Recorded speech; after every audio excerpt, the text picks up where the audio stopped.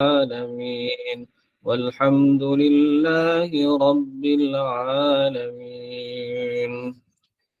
تقبل الله منكم ومنكم تقبل يا كريم. Alhamdulillah, syukur kepada Allah SWT kerana dengan bantuan daripada Allah SWT kita dapat berjumpa lagi pada malam ini. Pada malam hari Sabtu, hari ataupun maksud Sabtu itu adalah hari yang rehat.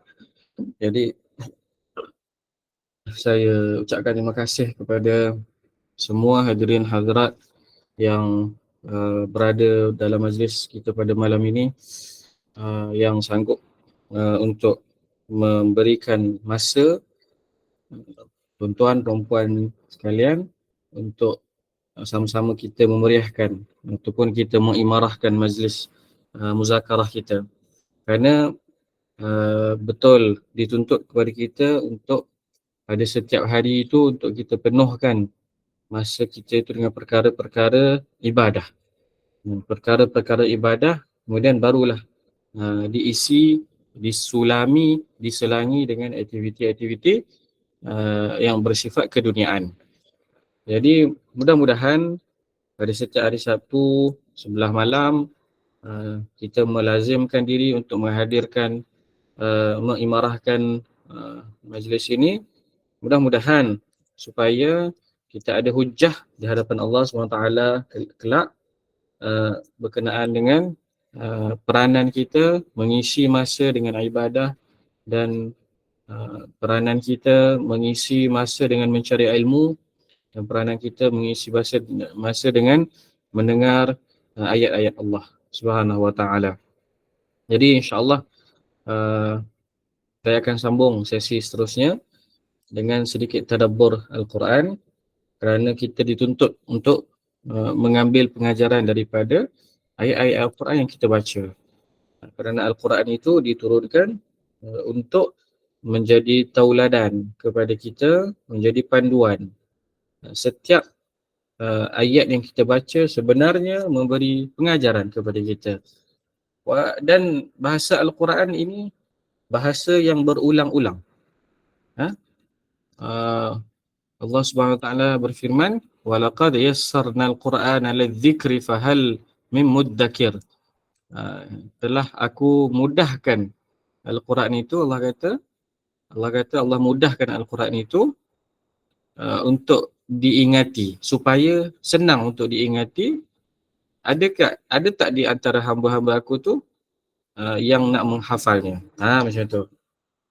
Saya ulang, Allah sebut dalam Al-Quran yang Allah turunkan Al-Quran ini dengan bahasa yang mudah, dengan gaya penceritaan yang mudah difahami.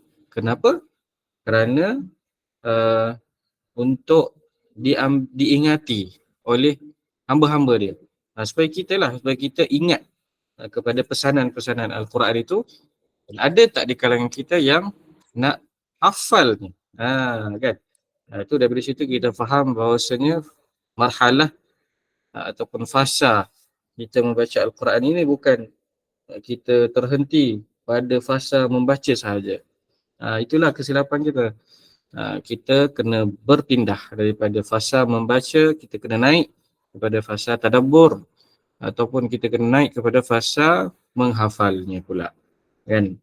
Sampai bila kita nak baca sahaja tanpa tadabbur? Itu adalah satu kerugian. Khatam berkali-kali kan, tetapi tidak mengorbankan masa ataupun tidak memperuntukkan masa untuk tadabbur Al-Quran.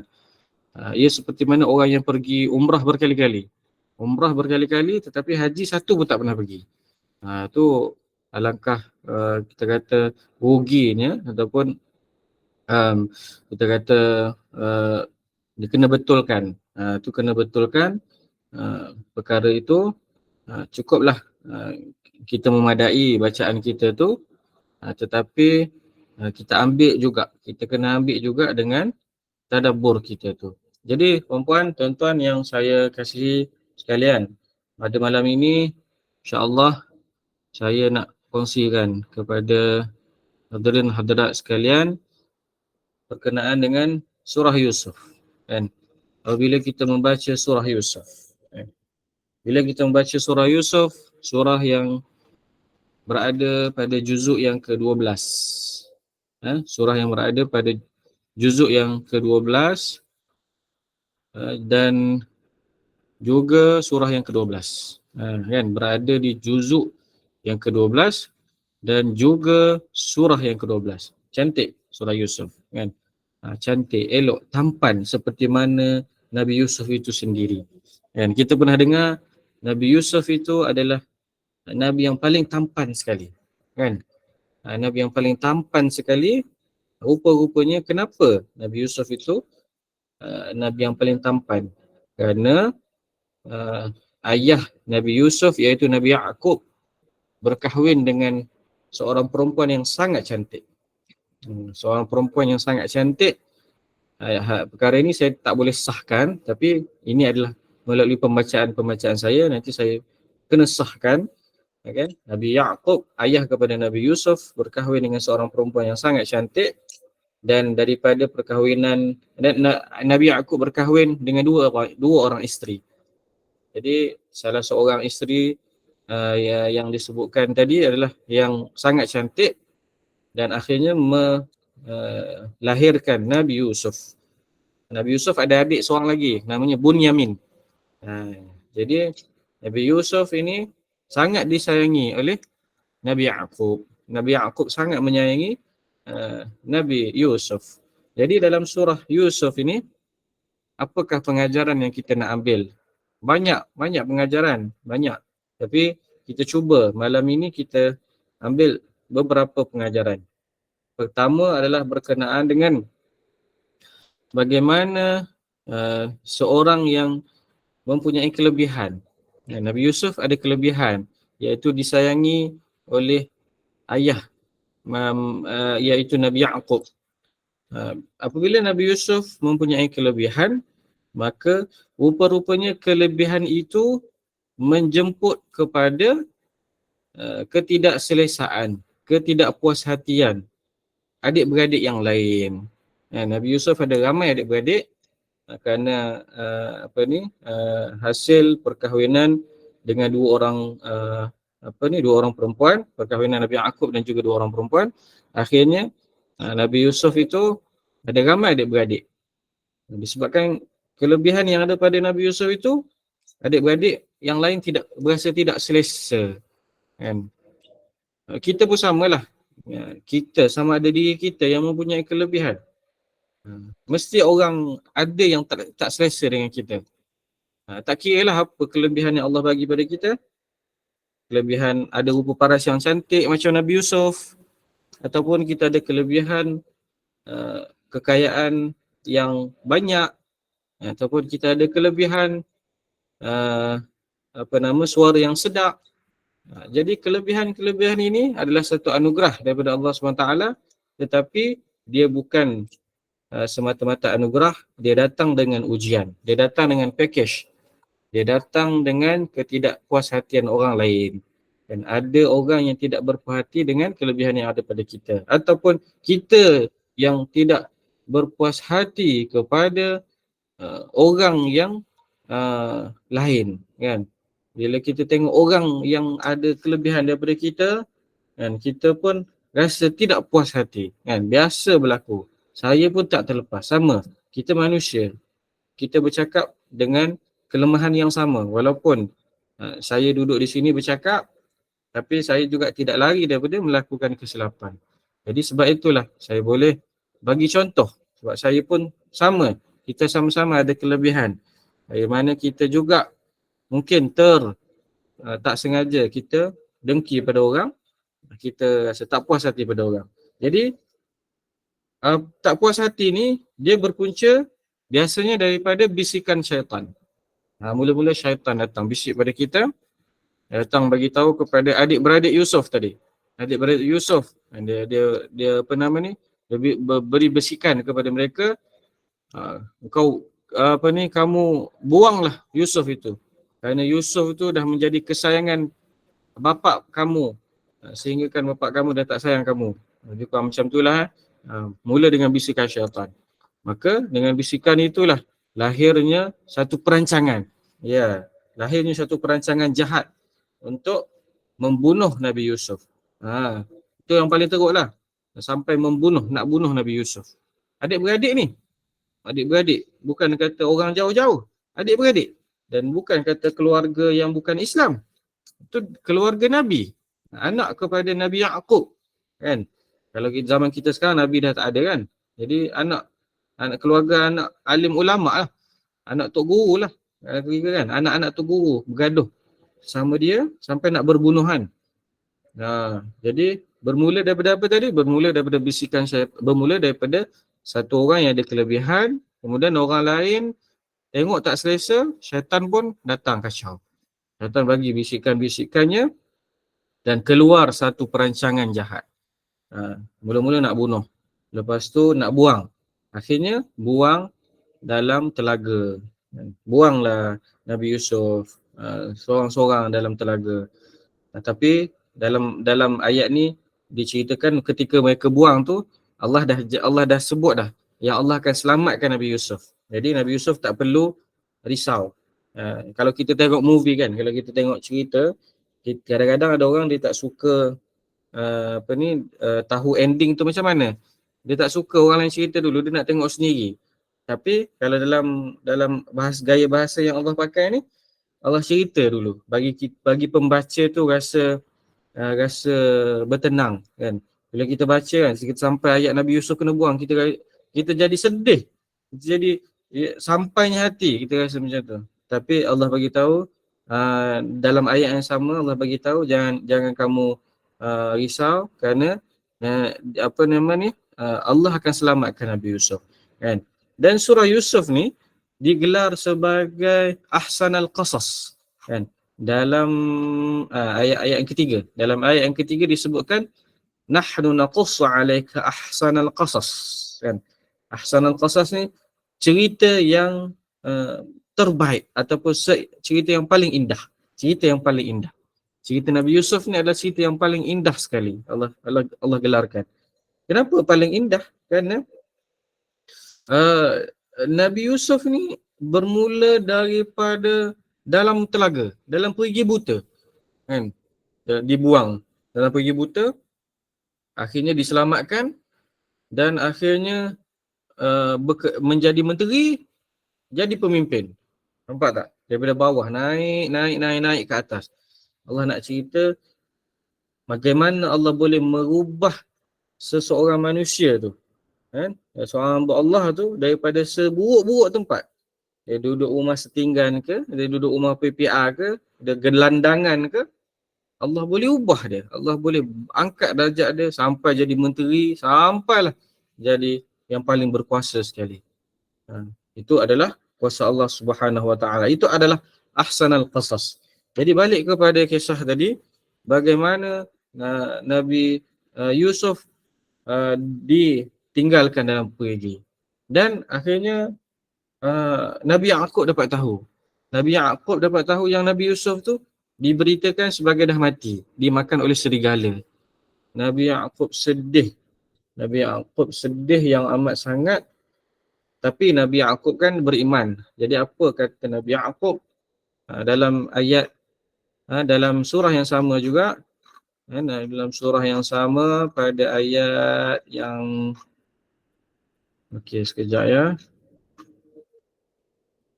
Pada ayat yang ke-18. Cuba tengok. Kan? Fasabrun jamil kan?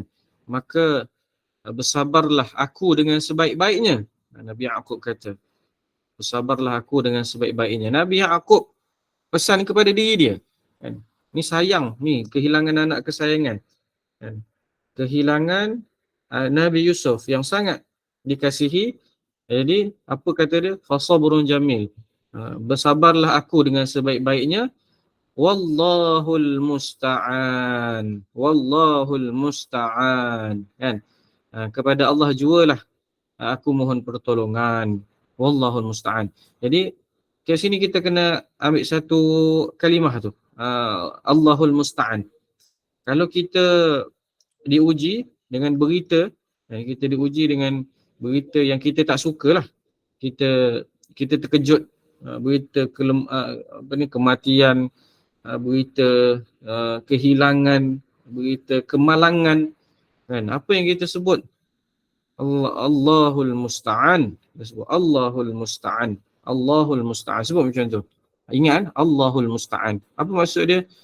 Kepada Allah aku mohon pertolongan. Kita kena amalkan supaya akidah kita makin mantap. Bila berlaku je satu perkara yang kita tak minta berlaku dan akhirnya berlaku, sebut Allahul Musta'an.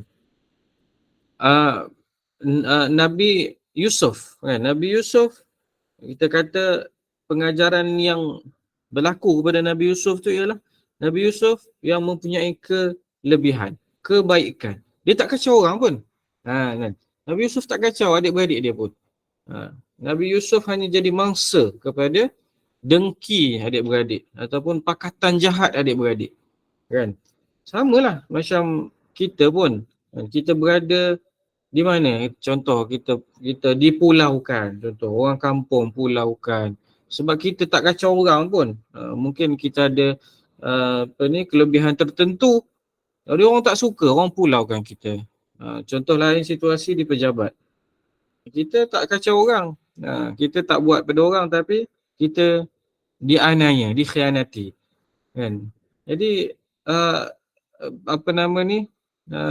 apa yang kita boleh buat? Inilah yang kita boleh buat. Sebut pada diri sendiri adalah fasabrun jamil, kan? Nabi Yaqub, ambil contoh Nabi Yaqub lah. Nabi Yaqub kata pada diri dia fasabrun jamil. Wallahul musta'anu ala ma tasifun. Kita ambil Allahul musta'an sahaja. InsyaAllah bila kita cakap macam ni, InsyaAllah Allah akan datangkan pertolongan. Allahul musta'an.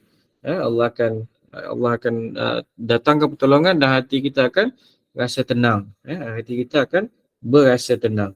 Jadi, pakatan jahat ni adalah satu perkara yang kita kena berhati-hati. Kan? Orang yang nak buat jahat, dia jarang buat jahat seorang-seorang. Dia suka buat jahat tu berkumpulan. Dia sama macam kita beribadah, seronok bila kita beribadah dalam berjemaah, betul? Kita salat jemaah, kita seronok. Macam malam ni kita tengok ada 120 orang, kita seronok.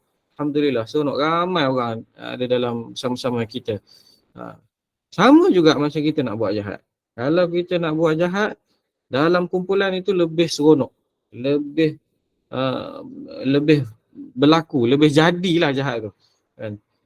Jadi, kita kena berhati-hati dengan kumpulan yang jahat. Kita kena berhati-hati dengan bila kita duduk di dalam bilangan yang ramai, kita kena berhati-hati. Kerana kita cenderung untuk kena kena keburukan orang ramai itu ataupun kita sendiri yang terpengaruh dengan keburukan kumpulan tu. Contoh. Kita ada grup WhatsApp. Kita ada grup WhatsApp yang suka kongsi perkara tak baik. Tak tahulah apa perkara tak baik tu. Tuan-tuan perempuan nilai sendirilah apa yang tak baik tu. Suka kongsi yang tak baik. Kejap-kejap tak berhentilah orang ni berita ni. Suka kongsi tak baik. Akhirnya kita pun lama kelamaan kita pula yang jadi lebih jahat daripada orang yang mula-mula jahat tu. Kita pernah dengar kan, kalau kita bersahabat dengan orang yang jual minyak wangi, kita akan terpalit wangi dia. Tapi kalau kita berkawan dengan orang yang tukang besi, kita akan terpalit dengan asap dia. Di baju kita tu. Jadi macam itulah, kita kena berhati-hati dengan bilangan yang ramai, kerana bilangan yang ramai ni biasanya dia cenderung, dia bukan kata semua orang, bukan kata semua yang ramai tu jahat, tak. Dia cenderung untuk buat perkara yang jahat. Maka kalau kita jumpa dengan kumpulan yang macam ni, kita kena elak. Elakkan daripada bersahabat ataupun elakkan daripada kita join kumpulan tu. Kalau sebaiknya kita hanya berkawan, bersahabat dengan kumpulan yang baik. Sebab apa? Kita nak kita berjemaah dalam perkara yang baik. Kan? Okey, baik. Sambung dengan kisah Nabi Yusuf. Nabi Yusuf akhirnya Nabi Yusuf menjadi ketua negara, kan. Bila Nabi Yusuf menjadi ketua negara, datanglah adik-beradik yang pernah membuang Nabi Yusuf tadi. Datang mohon bantuan. Kan, datang minta bantuan. Ya, cubalah tuan-tuan perempuan, kita bayang diri kita kan. Bayang diri kita, orang pernah khianat kepada kita. Orang pernah, kita bayang diri kita macam Nabi Yusuf, kita bayang diri kita macam Nabi Yusuf. Ada dulu orang pernah khianat kepada kita. Kita dipulaukan, kita difitnah ke apa ke. Satu hari ataupun sekarang Allah dah angkat darjat kita. Kita jadi seorang yang hebat, kan. Tiba-tiba orang yang pernah khianat pada kita tadi tu, yang buat jahat pada kita tadi tu, datang minta bantuan pada kita. Apa yang kita akan buat? Biasanya dengan kelemahan diri kita ni, dengan sifat lemah manusia ni, mesti nak balas dendam. Betul tak? Bila kita ada kuasa kan? Bila kita ada kuasa, kita berkuasa, mesti kita nak balas dendam. Sebab apa? Kita nak puaskan hati kita lah. Jadi orang tu dah dah khianat pada kita. Apalah sekarang kalau aku pula khianat pada dia. Lagilah puas hati kan. Tapi tak, bukan itu yang Nabi Yusuf tunjukkan. Nabi Yusuf tunjukkan kepada kita yang balas dendam itu bukan dalam ajaran Islam. Balas dendam itu adalah satu perkara yang tidak mulia. Balas dendam itu adalah satu perkara yang kita tidak boleh lakukan. Maka Nabi Yusuf membantu adik-beradiknya yang pernah membuang dia. Kan? Subhanallah. Banyak lagi pengajaran yang ada dalam surah Yusuf. Tapi itu yang saya nak highlightkan pada malam ini, untuk kita ambil pengajaran yang kita hidup di dunia ni, kita adalah hidup dengan kelebihan dan juga kita hidup dengan kekurangan. Okey, bagaimana kelebihan yang Allah bagi pada kita tu akan menjadi satu perkara yang mungkin akan membinasakan kita. Ya, ramai kalau kita baca sejarah alim ulama, orang yang hebat-hebat kan, Imam Bukhari ataupun Imam Ahmad kan, ulama yang hebat pada zaman dia, mereka ni diuji dengan sikap tak puas hati pemimpin waktu tu kan. Jadi mereka ni dipenjarakan sampai tahap mati di tengah padang pasir kan. Memang kesianlah kalau kita tengok sejarah balik kan, kita tengok bagaimana ulama-ulama kita ni kan, dia pada zaman dia tu dia jadi mangsa kebencian, mangsa cemburu orang lain. Jadi akhirnya nama mereka tu hanya kita kenali selepas mereka mati. Sama macam kita.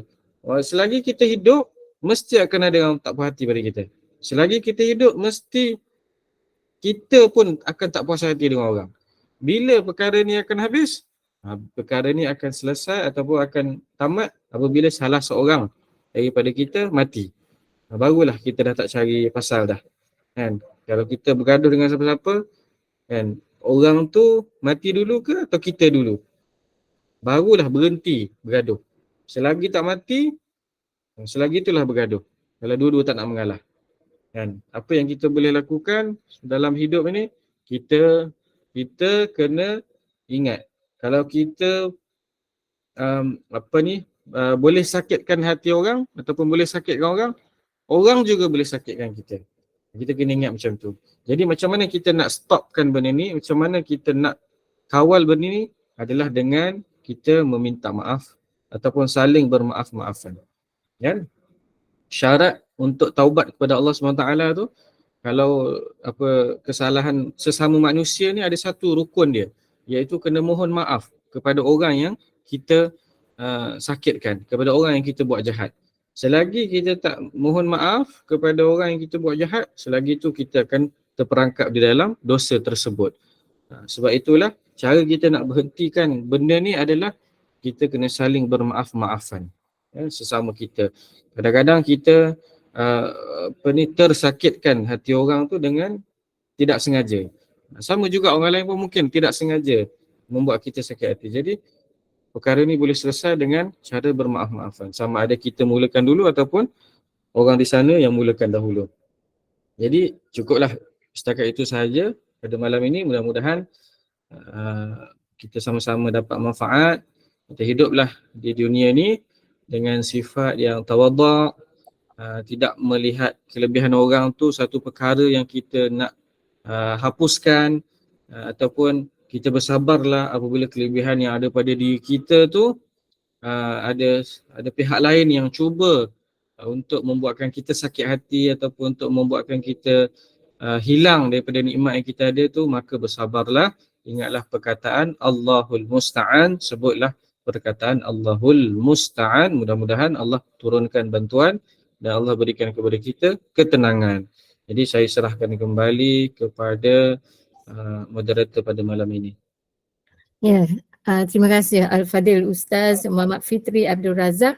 Satu peringatan yang sangat baik pada malam ini yang kita belajar ya Ustaz ya. Allahul Musta'an. Apabila kita dilanda dengan berita buruk